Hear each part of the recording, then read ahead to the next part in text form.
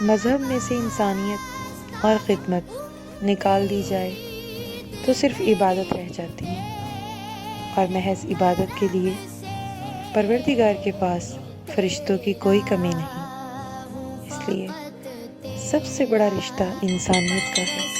اپنے ارد گرد تمام لوگوں کو دیکھیں، آپ ان کی خدمت کس طرح کر سکتے ہیں، آپ ان کی مدد کس طرح کر سکتے ہیں۔